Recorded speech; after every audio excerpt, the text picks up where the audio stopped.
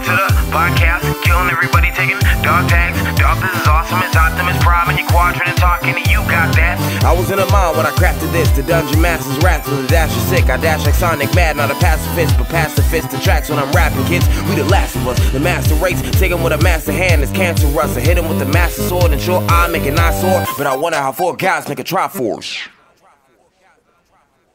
Hey guys, you're listening to the Trinity Force podcast. This is episode number 128. My name is Adam Ponophobia Cogswell, and as you can see, I am your host for this evening. I look pretty damn good if I don't say so myself. I'm joined by a great group of guys who also look just as great as I do. Sean is here. Hi. Dominic. What up? And Robert. Hello. So we are all set and ready to do this live podcast for you guys. That's right. We go live every Monday and Wednesday at 8 p.m. Eastern Time. And just for this special podcast, we decided all of us to get dressed up for you. And DeClaude looks... I can't wait until DeClaude gets an HD cam and this actually comes through. Because I'm going to make him put another tie on just so he can look so great.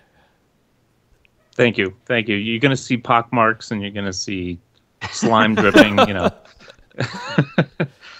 And you'll be able to tell this isn't a fancy vest.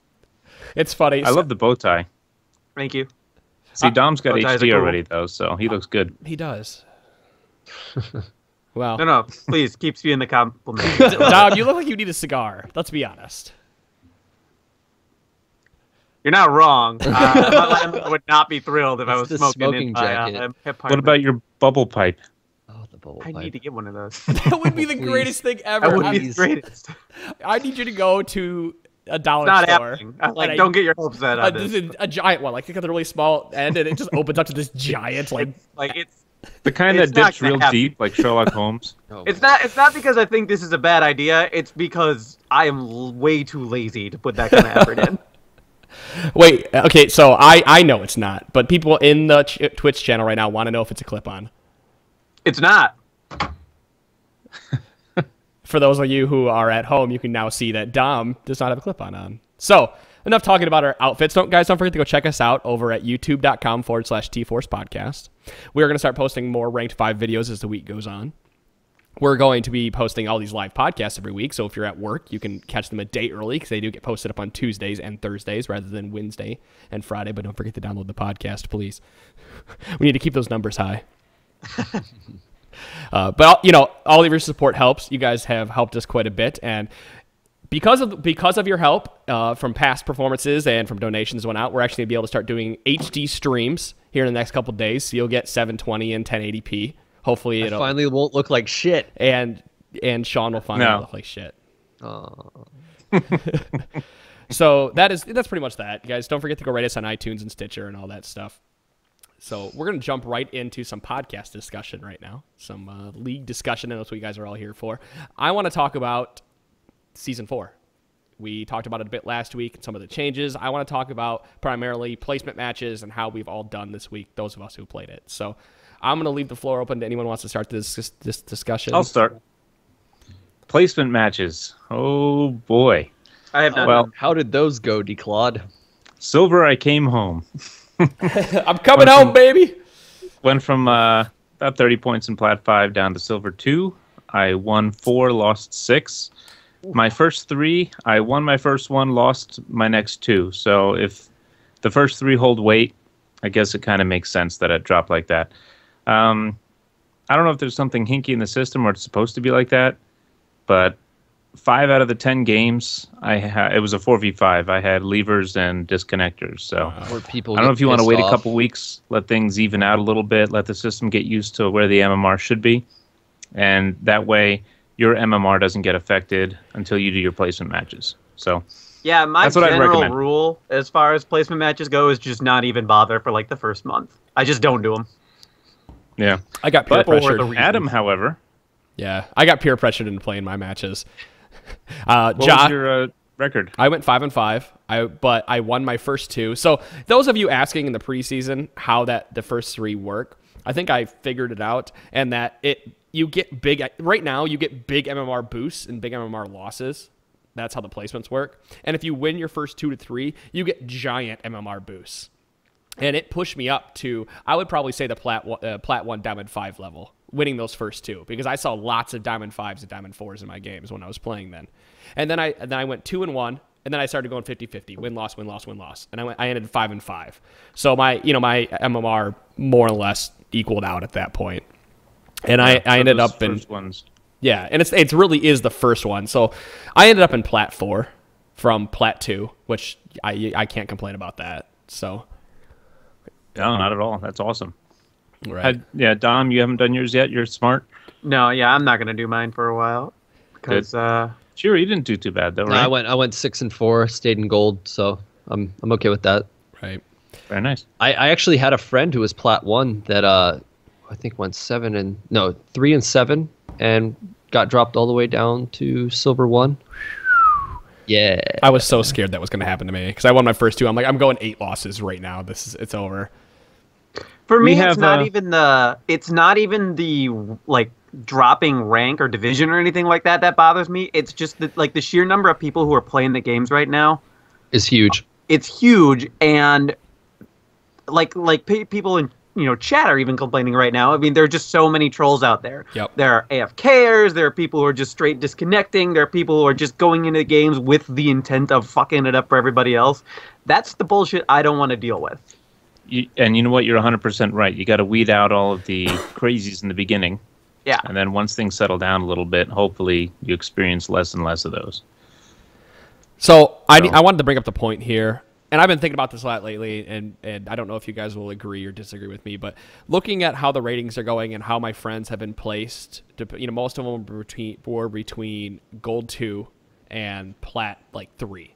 Those were most of my friends, and some have been placed in Silver, some have been placed in Gold. I haven't seen any other Plats yet, but with that being said, I don't think you can feel so bad. I mean, it feels shitty to drop to Silver from Platinum. Don't get me wrong, but I don't feel like you can be upset about it, but you can't be like raging mad. I know people have been, but when you look at it like right now, the top 1% of the player base, those challengers, the highest they could get is Plat 1. And so even some of the pros got dropped down. I mean, St. Vicious got what, Gold 1 or something? Something like that. He said he trolled through his placement matches. I don't know how true that is, but he's like, yeah, welcome to ELO heaven, baby. Right, yeah, where he can just actually try and get there fast. But like if you look at it where everybody is starting they're trying to get everybody in equal footing, and the top players in the game are in Platinum right now, high Platinum, and a lot of them are starting to get in the Diamond and high. There already is a challenger. But with that being said, I think the system is working. It's putting you where you should be, assuming perfect games or playing games that are actually 5-on-5. There's always going to be that, like what DeClaude had. DeClaude, you had 5 AFKers / levers, whatever it was. And while that was, super unfortunate. It wasn't just, there were people that, like, one guy got mad because some jungler came up to his lane and killed a guy twice. And he was just like, screw it, he took my kills AFK. God, it was shit like that. Yeah. Yeah, I had one. Well, my second game, the first loss I had a guy who kept disconnecting and reconnecting at the base. And, we're typing to him, hey, what's going on? Disconnecting, reconnecting, and that was it. All game. He'd reconnect, be like, and then he'd disconnect. Reconnect. Disconnect. Right. What a tease. But I see it as, I kind of like a challenge. I like that. I'm in Silver, and that way, when I work my way up to Diamond this season, it'll feel that much better. It wasn't handed. It wasn't handed to me like, I have to actually work for it. Like Adam got it. what? Like Adam. Everybody Get on your goddamn platter. No, he worked hard last season for it, but he didn't have to go through Bronze or Silver last season either. I didn't have to go through Bronze, so I would have rather have been Bronze and had to work my way up to get that kind of notoriety or whatever, or that good feeling. But it's like when you join the army, you're a private E1, and then you work your way up in the ranks, you feel commissioned to an officer, or you go to college for underwater basket weaving, you join the army as a lieutenant. So I see it as it builds more character. Plus, I can relate more with the rest of the fans as I work my way up through all of the tiers. Sure. I mean, I've watched my buddy Halfbent. He streamed a little bit today, so I watched like 1 or 2 of his Bronze games, whatever it was. And there's a lot of trolls in Bronze, but I think it'll teach you how to it'll teach you how to grind up solo queue and how to really win. If you guys, there was a Facebook post by a pro the other day, I don't remember his name, and it was like tips for gaining elo, and I wanted to share these tips, not just his tips, but podcast tips for those of you guys who cannot wait a month, are getting peer pressured by all your friends, and have to jump in now to get a rank. So really, like, there is no magical way to gain elo. Absolutely not. There's nothing that you can do. There's no like way to cheese the system. If you're going to talk about cheesing, it is pick one champion or two champions and play those every single time. Dom, you have a friend who's platinum and playing Poppy, right? Nothing but Poppy. He's still playing Nice. nothing but Poppy.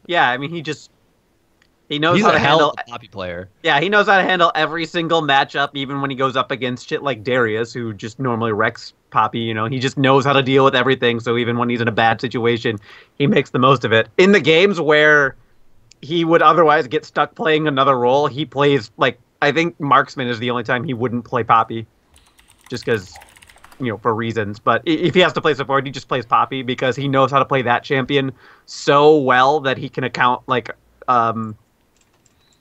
compensate for all of the other deficiencies that might occur due to playing in that position. Right. I'm not saying I encourage everybody to take that approach, but that's what really worked for him. And like he's not comfortable playing in normal support because he's normally playing top lane. And so he's just like, we have a better chance of winning if I play this champion than if I try to play than if you try to play like Leona. Sure. So you just play that. Yeah. We've talked about it before. Like, Declaw's the perfect guy to have this podcast because there's 100 times over where we said play Pantheon because you can play Pantheon just about any role. And he has the ability, when you understand his limitations, to carry any game. And his mobility allows him to make plays in other lanes. And that's why, like, he's my go-to support champion when I'm trying to gain elo as fast as I can. Like, if I'm going to be in bronze, it's going to be, if I'm going to play support, it's going to be playmaking support like Annie or Leona. It's going to be Pantheon mid or Renekton top. No way, Karma's your girl now. Karma is my girl. I won my last placement game because of Karma. I won a game as Pantheon jungle so far this season, and it's working well. I have to admit, initially I was inspired by Sotir to do Pantheon jungle, back talking to him, telling me how it could work, and then seeing I Will Dominate pull it out in an LCS match. I was like, you know what? I guess it does work this season. Weekend against CLG. Yeah, it's scaring me a little bit, but I'd rather him fly under the radar. Although I do enjoy watching him in the LCS. Well, you're not going to be the you're not cheese. We know. We've been talking about it for 2 seasons now. How much you play Pantheon? Yeah, I'm gonna have a new champ now. I think I'm gonna make it Poppy. I was gonna say, if you make it Mordekaiser, I'm gonna go over there and slap you. Ooh, Mordecai. You know what? Done. Wait, Kaiser. He has more. By the way, Mordekaiser has more songs from the elite community about him than any other That's champion. just conceptually everybody loves him. The problem is, like, he's either broken as hell or just doesn't work at all in the current state of the game. Wait, the Mordekaiser players out there are the guys and girls who have just played Mordekaiser, and that's it. Like my friend who only plays Poppy. Sean, did you have a thought about the topic of gaining elo? It looked like you wanted to. I've noticed that I think the best thing, especially at lower ranks, if you're playing top or jungle, is pick somebody that has a pretty decent hard engage, because at least watching friends play or people I know play, a lot of people at that level are almost too tentative to do anything right now. So I would say pick somebody who can actually kind of make a move, and if you ping like crazy, people will try to follow up. Just because everybody's too much of a pussy to do anything because they're so afraid to lose. And sometimes if you make the first move, people follow up, hopefully. But, if nobody's going to do it, you might as well be the person to try it. I found that as well. Playing, we've said Kha'Zix. Kha'Zix doesn't engage well. I think Hecarim is the next and up-and-coming kind of like hidden OP jungler. I played him today. I think he does fantastic. He's good.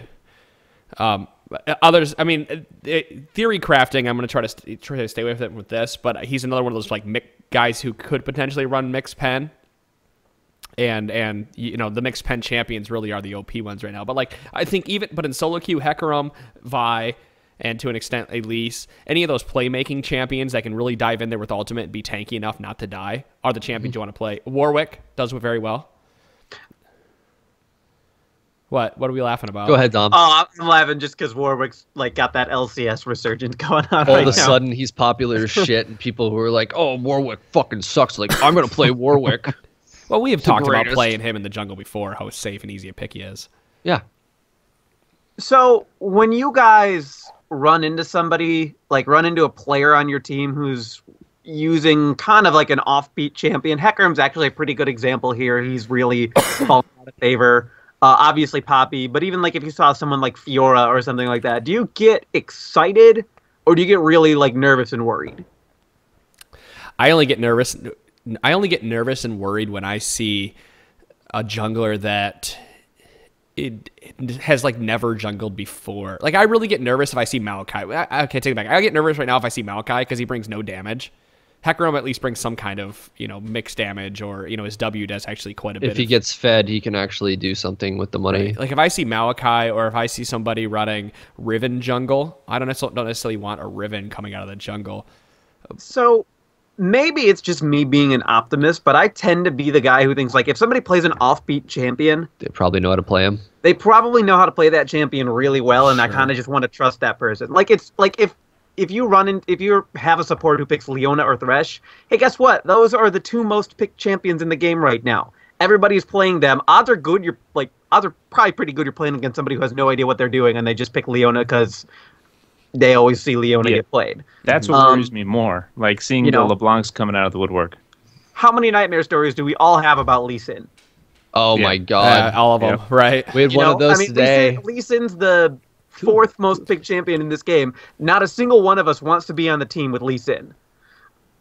Like Caitlyn. I don't really like having Caitlyn on my team, and I don't really like. She's annoying to play against. I don't like having her on my team because I feel like it kind of, for solo queue, it really limits what you can and can't do. And people always just pick her because they think she's a really safe laning pick. And while true, she sort of hamstrings what your team, like the rest of your team has to make up for the fact that you now have Caitlyn, who's pretty much only good for an auto attack and right. I think you have to. If you're going to play Caitlyn, you have to be very good at lane management and understanding how to poke and right. And like when you're at the, even plat level, it's a totally different story with Caitlyn because people know what they're supposed to do with her. But anything below that, unless you happen to be with a dedicated marksman player who really knows how to use and abuse Caitlyn, odds are good the person who got pinched into the role, so to speak, is just picking Caitlyn because, oh, she's safe and I can just, I just have to click to win. Sure. And true, but like... Well, what worries me more is when somebody in Champ Select says, no, don't play that guy, play this guy, and then they get convinced into picking that champion when they're uncomfortable with it. I'm like, oh, no, please, just play who you're good with, right, like we were talking about before. Or if they pick something that doesn't fit our comp. For example, we have a squishy AP top, for example, and then someone picks Evelyn jungle, and they don't plan on building her tank or something. It's like, well, let's get some diversity. That's what worries me, not necessarily whether it's a popular pick or an unpopular pick. I agree with you on both accounts. I can only anecdotally add I've been in games where I've had teammates who wanted me to pick Zyra, and I didn't because we all know how just comically bad I am at playing Zyra. She would have been great for our comp, but that's a guaranteed loss if I play that champion. There's just no way we win. I am so terrible at playing her that I would rather roll the dice on someone who's like less ideal for the comp because at least that way we might win. True. Right. Yep. Play who you're good at, pretty much. When in doubt, just go to a comfort champ. If you're a person out there that has some semblance of mechanical skill and you can play Caitlyn, or you think you can play Caitlyn safely, pick Sivir, pick Lucian, and do something. Like Sean, you have never played Sivir before, had gifted Sivir that moment before we played ranked, and you did decently well. I still got pretty fed. And and you picked up the champion really quick and you played it. I think more people need to realize that it's not that hard. Once you understand 180 carry, it's not that hard to understand the rest of them. Don't get me wrong. It took like 5 minutes to figure it out, but once you kind of have a grasp of what's going on, it's the same as any other AD carry for the most part. It's easily the most uniform of the 5 roles because there's just the key things are your individual mechanics and your positioning, regardless of all the abilities that all the individual abilities. Like those are always going to be key, and that applies everywhere else. But abilities don't play as big of a role for marksmen as they do for just because so much of your damage comes from right clicking. How well you use your abilities really makes or breaks, or makes the difference between an okay marksman and a good one. But an okay marksman can still be successful just by clicking to win. Right. That doesn't mean Caitlyn's fun to play with, but Caitlyn can still win games. Agreed. And the end, it all comes looping back over to it. I felt like I was almost contradicting myself there, so I had to clean it up a little. You sounded more eloquent than I usually do, because I'm like, well, that's not really true. Well, we should talk about it like this, and like I try to double back my point. It's funny. You did it much better, Dom. So thanks. I think overall, still the consensus. I think the consensus still stands for most of us after playing our ranked games. Is still give it some time. Like if you're gonna be super serious this season about ranked, and you really want to try, you really want to get out of bronze, give it 3 more weeks, give it 2 more weeks. Like we played it, we're gonna be your guinea pigs, but go ahead. Yep. I was about to say too, like with this weekend, this was like a really league centered weekend too. I mean, it's super weak. It's season 4 reset. Everybody wants to play their placement games. Like there's just a ton of shit going on in the league world, so people are probably playing more games anyway. And with a bigger pool of people, there's a bigger pool of assholes, or a bigger pool of people that are having connection problems, or people that are like, oh shit, I have to place this weekend. Just that kind of stuff. So it's plus just even watching LCS. Right. You get motivated. You're like, wow, I want to play now. I want to try that LeBlanc mid. If you're gonna try, please don't go into ranked and first try a champion ever. Please, please, listeners. I mean, After we just talked about how Sean first played Severe in ranked. that's different. Yeah. I'm special. Is it? No, it's not. I think there's too broad of a difference between mid lane champions and there are AD carries. Like if you're going to do it, I think AD carry is the only role that you could do it in. Now I'm not going to say successfully, because anybody can be successful at any point depending on your skill, but I think you're going to have the most success if you do it from AD carry, if you need to go into ranked, and if you're like somebody like the pro streamers who only play ranked and don't like to play normals. I was okay.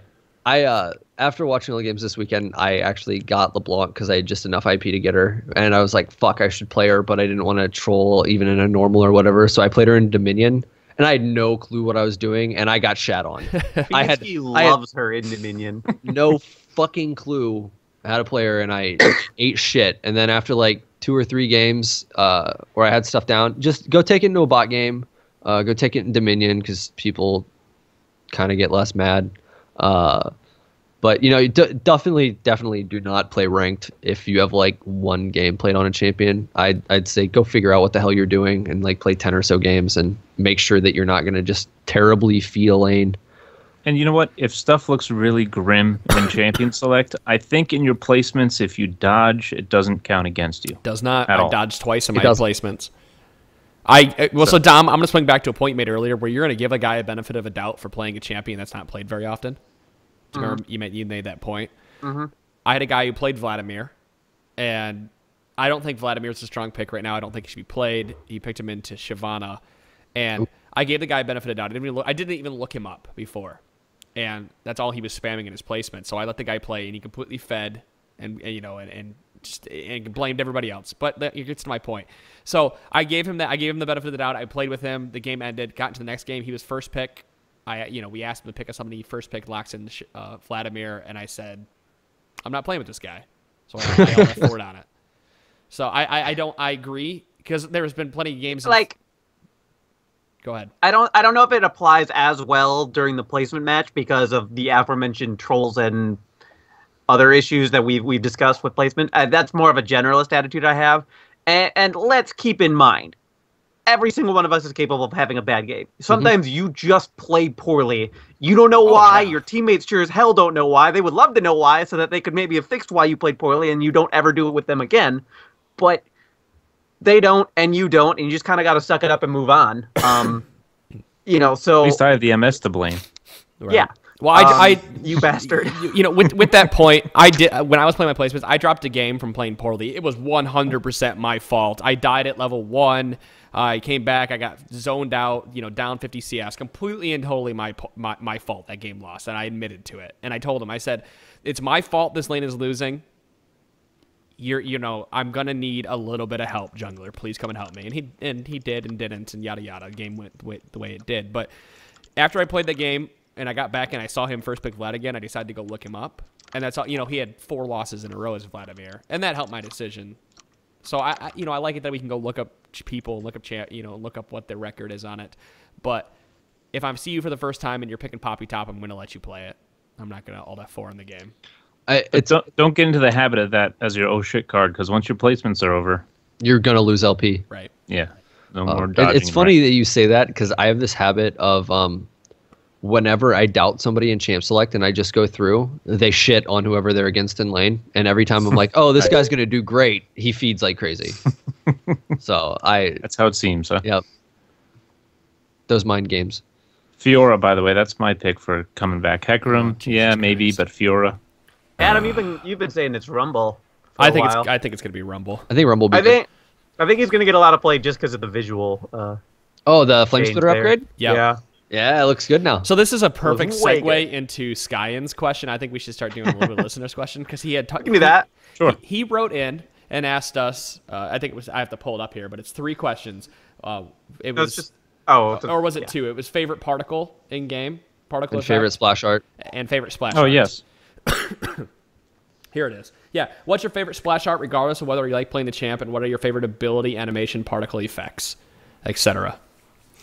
And I don't know. Is it cheating to say that I think that my favorite particle effect right now is the flame spitter? No, that's fair. And let's not use like the ultimate skins, because those are special too. Those are special. I don't know. I'm not that crazy about Pulsefire Ezreal, to be honest. I would way rather play Boy Band Ezreal than Pulsefire Ezreal. It's Nottingham or bust, baby. I want to send that skin back now.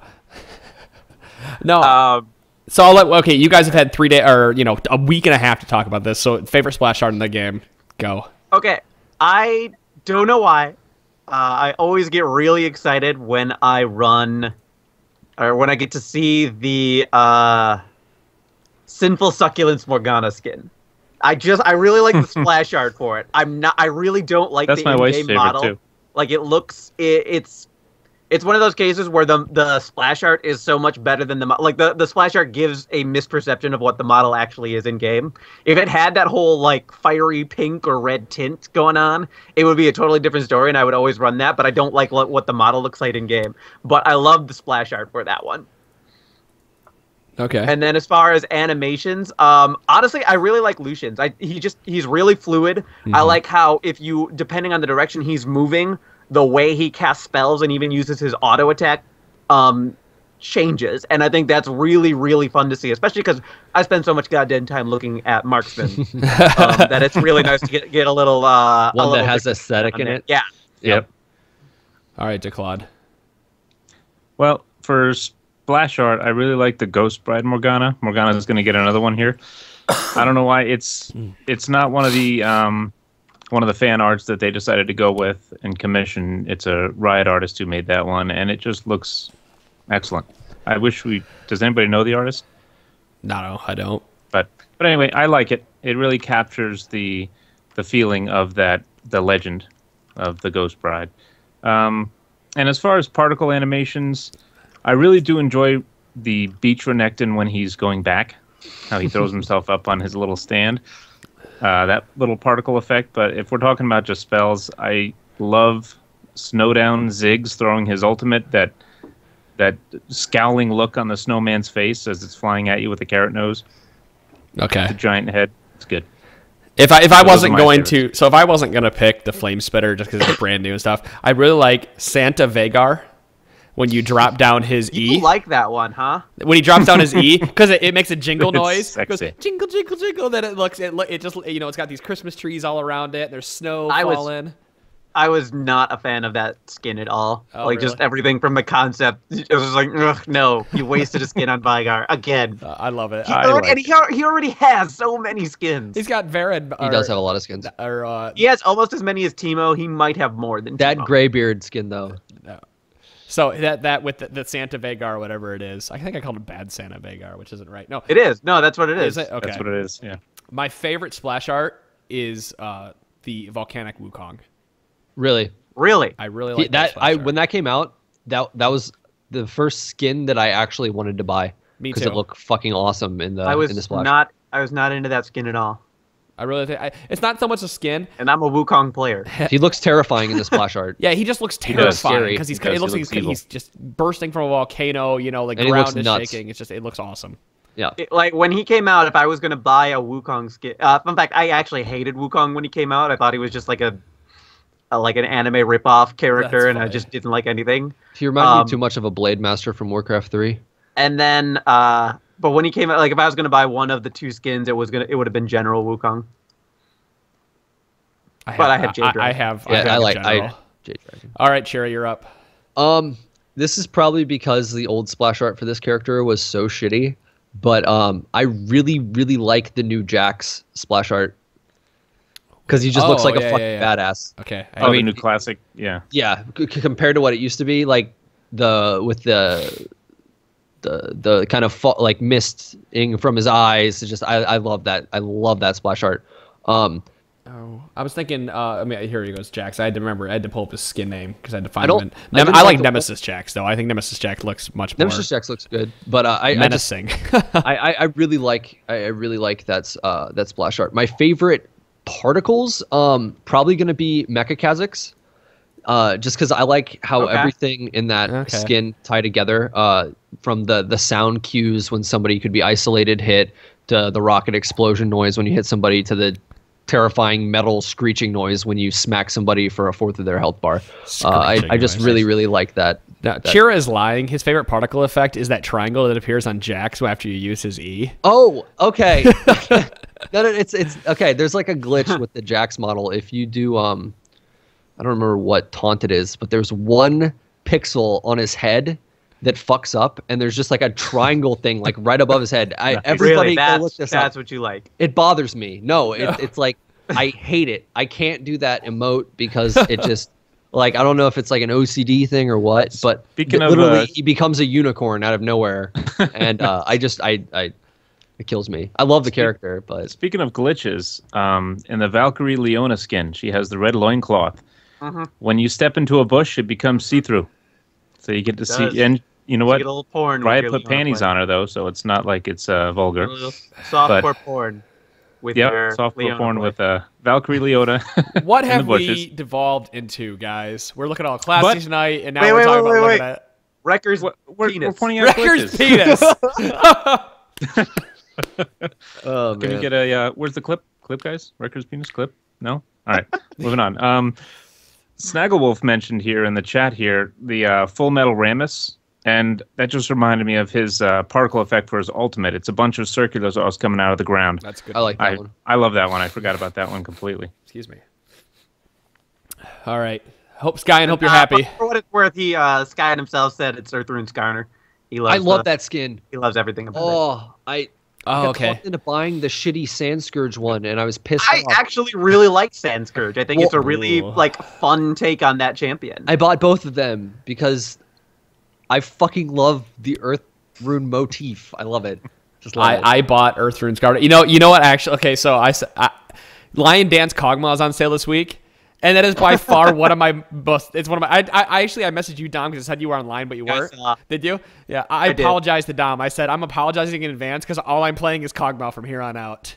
No, I told you. I always tell you I want you to play more Kog'Maw. I always want you to play ridiculous offbeat champions just because Kog'Maw's awesome. I think we'll win just by virtue of people not knowing how to handle it. I'll play Kog'Maw. Plus, it's getting changed on the PvE anyway. Right. Here's what I love about Kog'Maw. Later in the game, when the bruisers start diving in on you, you just stand there and bioarcane barrage them down, and they just disappear. That's my favorite. You make I know, them regret that it's decision. insane. You don't have to worry about peeling for him. Yeah. All right. So do we want to jump into? I think we leave LCS questions for Wednesday. So people Looks like we're gonna have to at this point. that'll be perfect because the people. Oh, you know what? We could talk about we could do the second one. Yeah, actually, that'll be a good one because that'll be. I think we have a good. It's relevant right now. Long discussion. So we're going to do some LCS questions here, guys. This is actually going to. This will probably answer a lot of your guys' questions that we've had come in about offbeat supports. Because I've had people like, how is Anivia going to work? Or there's one about Zig's bot lane and Zach. And so this will kind of help to answer those. So Runia writes in, SK ran Galio support against Super Hot Crew's Xin Jungle. We saw multiple Warwicks and Nunus. We even saw Teemo. It seems like there are more variety in champion choices than past seasons. Do you believe this is true, and if so, why? I actually disagree on the variety. I think you have a perception that there's more variety right now because Season 3 is relatively fresh in your mind. And, at the end of Season 3 especially, we were just seeing a lot of the same champions over and over. But if you think back to the start of Season 3, when we saw Lux get broken out and she was getting played all the time, when prior to that we hadn't really been seeing it at all, people were playing. I mean, Renekton ended up being a popular pick the entire season, but he really wasn't played by anyone other than Wicked during Season 2. So it's a case where, due to the preseason changes, we've seen a lot of new champions come to the forefront of the game because they can now they can now succeed when previously they couldn't. Sure. But that's not. I don't really think it's any different than it had been in previous seasons. I'm looking at the demographic data, and only 40 of 117 champions are played in North America. There is a nice over on it's the also a infographic. really small sample of games played. Right. Right. I think, Dom, you hit it on the head here, and specifically talking about supports. If you guys follow me on Twitter, you probably see that I kind of called Edward out, and I called him out last week and said these are all niche picks. They're all picks that you would do to either disrespect or because you can get away with it based on the perfect storm of team comp. The hard carrying that your top and mid lane are doing. And Adam and I talked about that extensively, kind of between games and even just last week. And as much as we both sort of wanted to call foul on the Galio pick, it really was this weird perfect storm situation where Galio made a lot of sense. I'm not saying there weren't other champions that could have done what Galio did in that game, like at least as effectively, if not better, but like just looking at the matchup that was going on and the comps that they were facing, Galio made quite a bit of sense. I'm not convinced it's something that anybody should be playing in solo queue, although I'm certain people have already done it. I'm not convinced. Like, I'm not even sure we'll ever see it again. It really might have just been a case where whoever the hell's supporting for SK nowadays was like, you know what? This is the call. This is what we need to do. Fuck it, Galio. And Reddit was like, you know what? Galio's the guy I got to do. Right. Well, you have to keep in mind when they're picking these champions, like we saw Morgana pick, and it completely threw off, I think, Deficio and Joe Miller. No, it was just Deficio. It threw him off. And whenever I see Morgana nowadays, I automatically think support. So I tweeted that. I was like, yeah, I just assume support Morgana. I don't know why people think she's getting played mid now. Right. It was Sivir with Galio, right? That game?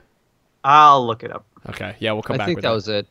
I thought the other team had played into Galio at the beginning, and going for that first blood was really well played. Yeah, they played into Galio really. So if you go against those like supports, those offbeat supports like a Kennen, a Mumu, whatever, you have to pressure them early, but you have to keep track of when they have flash and when they don't, and you have to respect them when they hit that level 6 because when SHC played SK. They pressured him early. They targeted him in all engages. They killed him, and they forced his flash. But he came back, and his flash was up, and it was over. As soon as his ult came up. Right. So when you play against us, you have to respect. Do you have the ADC? With Galio yes. or Morgana? Galio. With Galio, it was Jinx. Okay. And they played into Lucian. Lucian Galio Nami. was their third. Galio was their third pick. They got Elite, and then they took Shyvana in that same round with Galio. And I really thought it was smart of Super Hot Crew to pick Nami against Galio, just because she doesn't really have to get in range to deal with his taunt, and otherwise his mana costs are so bad that they shouldn't have any trouble. And they honestly they did what they were supposed to do against Galio. They just never got the job done. And then they didn't respect his flash being up, and that's the game started turning around in the bottom lane. It changed once he hit 6. Yeah, you're exactly right there. I'm saying before he hit 6, they did exactly what they were supposed to do, and frankly it might even be a case where they didn't realize he hit 6 or sort of realize the level of his power spike when they hit 6. I'm not a pro player. I don't know what was going on in their heads, but because I remember it being a 3-man gank. The jungler came down, he flashed in, taunted, and then they double killed because of it. Because the taunt, they couldn't break the taunt. obviously. Do you think they just didn't? They underestimated his abilities, so they didn't really keep track of his flash, keep track of his level. They were like, Galio's probably not going to be that big of a problem. They had to have. That's what I think it was. It's one of the. It's kind of a. I've been calling it shock value pick. Yeah. Where you kind of have an edge just because your opponent is so not used to seeing either that champion played or that champion played in that role. Right. Like, I guess OGN's been running quite a bit of support Lee Sin. Not quite a bit, but they've run him. I have the numbers right here. They have run support Lee Sin 3 times. Okay. Out of 50 games, but like that's 3 more times than I've ever really seen. But was Korea running it just to take it away from the enemy? Like, was that no? a first I don't pick? think so. It was at. I remember having to go into the. Like, actually see the VODs for those just to see who was getting played support that game because it wasn't obvious on the team. Okay. I seem to recall every time support Lee Sin was picked, he was picked well after the junglers had already been taken. Oh, okay. So it wasn't like a first pick, let's take Lee Sin and use him somewhere, just we want to keep him away. Because we've seen those type of picks where... Yeah, for sure in 2 of the cases that was not the situation. It wasn't like, let's just take Lee Sin and then deal with it. It was like... It was, for whatever reason, I didn't watch the games, but for whatever reason, it was a calculated decision to use Lee Sin right there. They've run a lot of interesting support. Well, no, they've run all the supports they've run except for Lee Sin have been conventional, but they've used Alistar quite a bit. Okay. Well, a bit. They've used Blitzcrank quite a bit.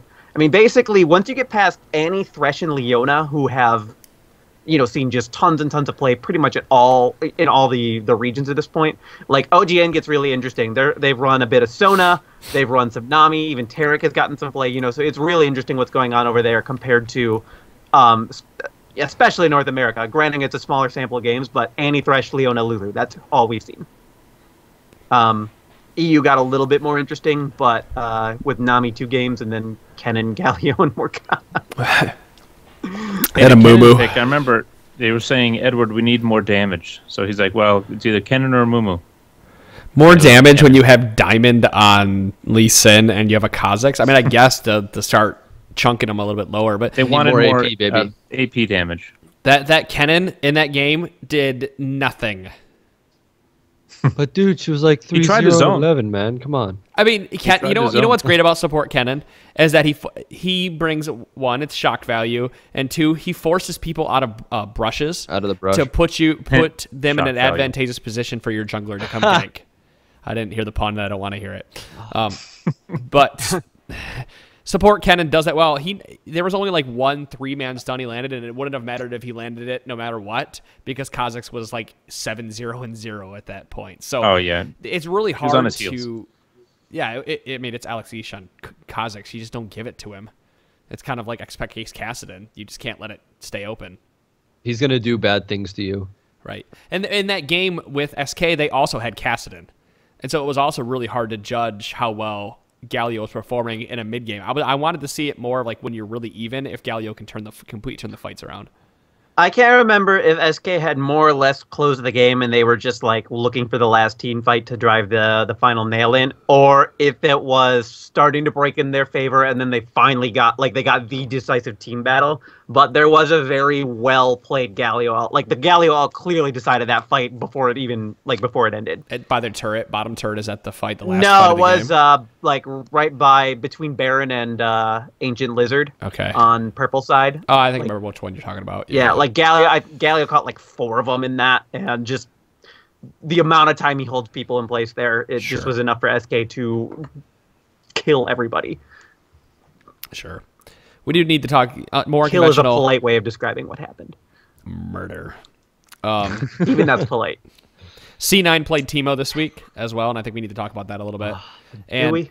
Do we? So, again, Dom and I have extensively talked about this. And really, Teemo, I don't think Teemo necessarily won the game for them, because you could have picked, another... Because there was like a lull in the game where TSM could have come back, but having the Teemo mushrooms turn that around. But at the same time, I think if you had another playmaking mid, that those team fights could have come more fast and furious. And, Because I personally think that High picked Teemo simply so he could illustrate how much of a problem that champion is due to the vision changes. Right. That's where I was getting to next. And he completely took control of the map and literally made it impossible for TSM to do anything without them getting caught. Because like they all had sweepers, and 5 sweepers was not enough to get control of the map back.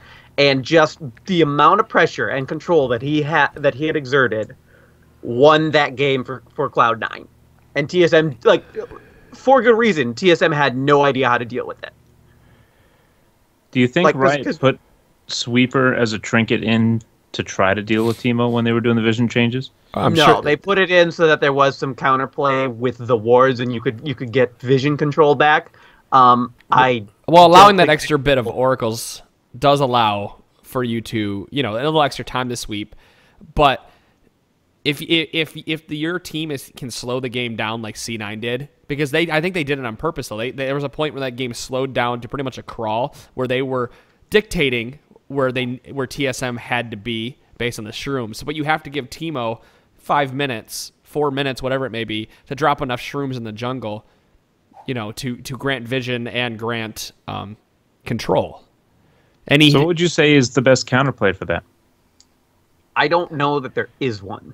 There's no counterplay to those traps. The best counterplay is basically to just keep trying to drive down a single lane and never try to take jungle objectives. And never That's the only thing I leave can the think lane. of. Don't give them a that's- chance to go out and shroom. Yeah. But see, that's the same Yeah. time. Now you know what exactly Yeah. what your enemy team is going. The enemy team is going to do, Teemo and you know still exactly where they're going to dictates be. that scenario and everything. Just the amount of pressure and control that he was able to exert without even dealing a single point of damage was incredible. If I was TSM, I'd be outright furious about that entire thing. It's not disrespectful, but it's got to be incredibly frustrating to be beaten by that strategy. And yeah, you have to ban Teemo against Cloud9 because they will just do it at this point. Right. They have no reason not to. It was a strategy that, as far as I can tell, there is no good answer to it. Who do you think that frees up for Cloud9 to pick that is normally banned for them? I don't think there's anything this season. It's hard to even tell now because High has expanded his champion pool much larger than it used to be. dramatically. He is easily. I mean, and he did. I'm not even saying he was bad last season, but he's on a completely different level right now. He looks amazing. Compared to Hotshot GG, who Kudos to the guy who's when he stepped in and I'm not saying he did an admirable out of job, but retirement.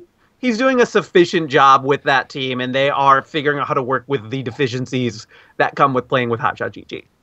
No, people have banned Teemo against him. I'm reading chat. Teemo definitely got banned against C9 again after that happened. It was a first ban. It's gotten banned every time. Right.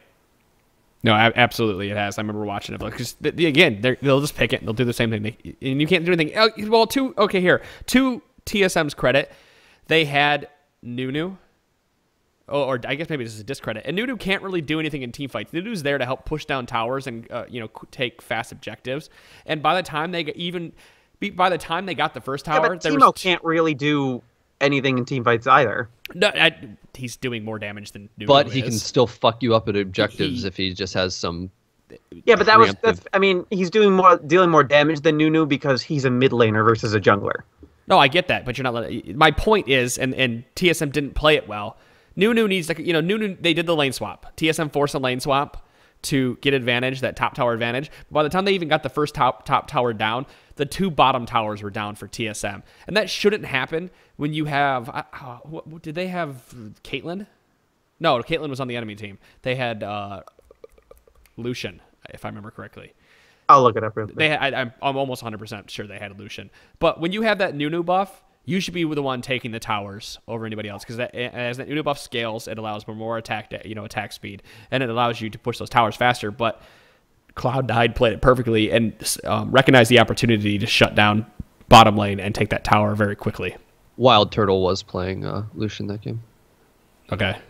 Yeah, because the enemy team had Caitlyn. Mm-hmm. Right.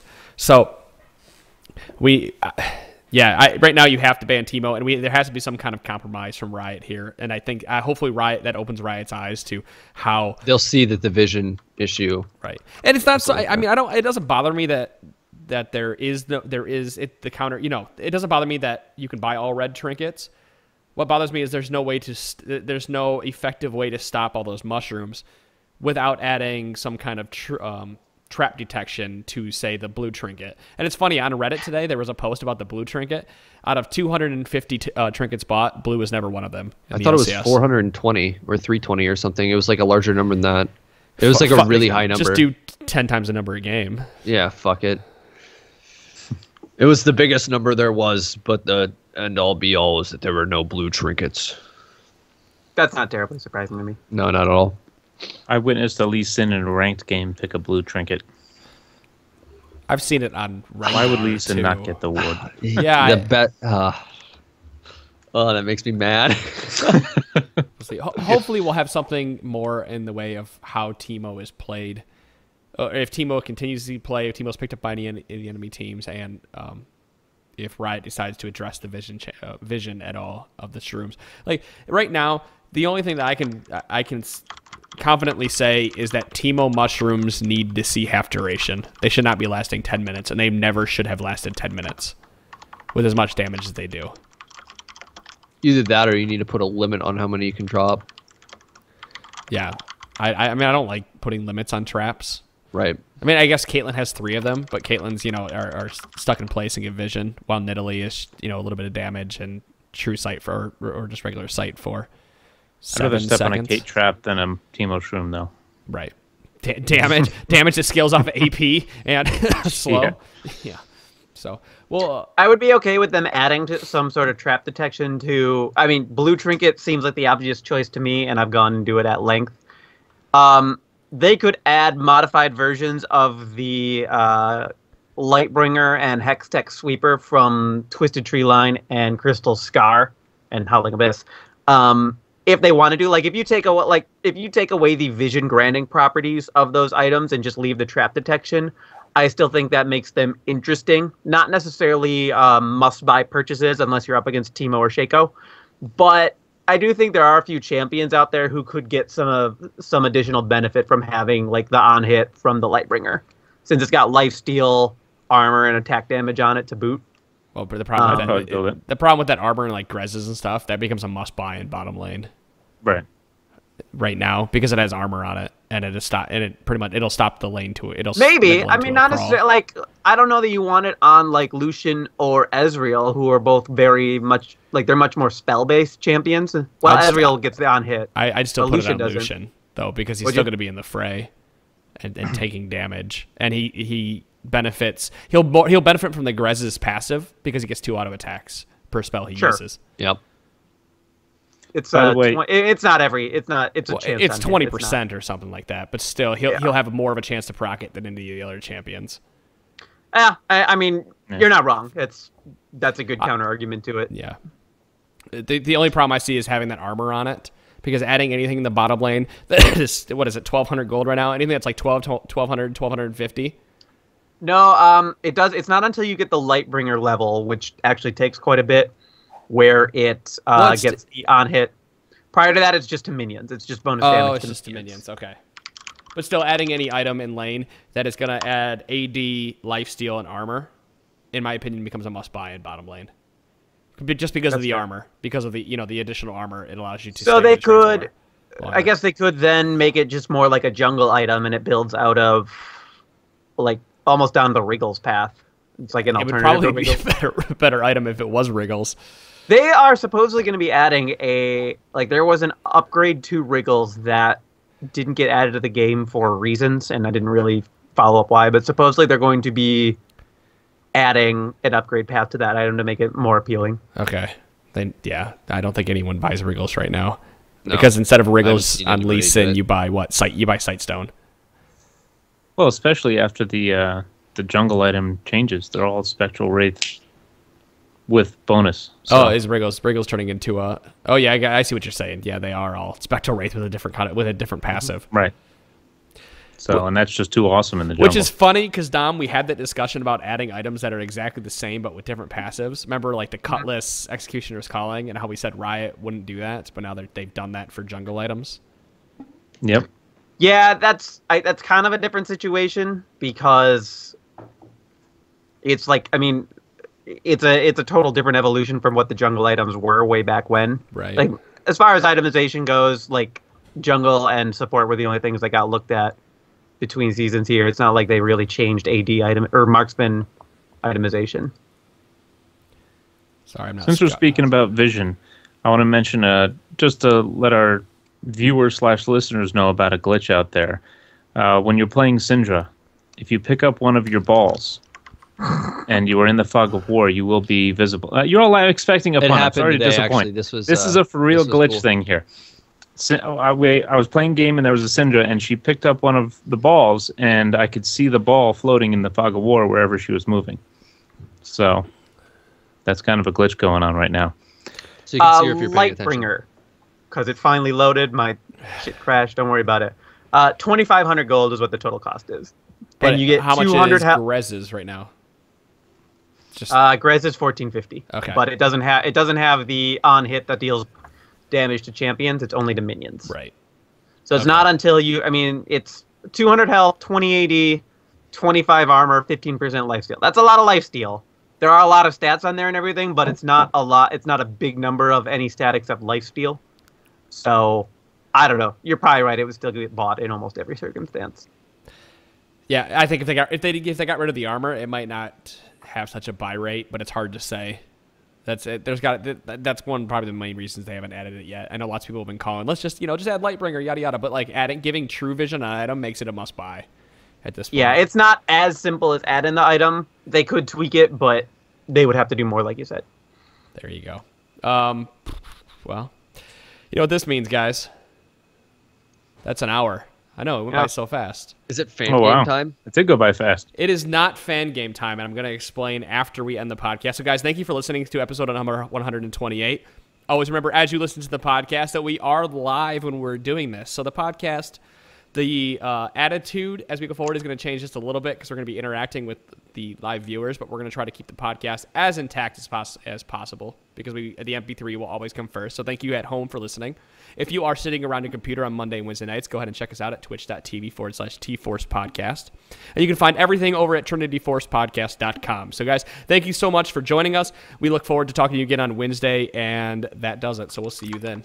Shout out to all my goats. See you later, people. Goats. Bye. Night, everybody.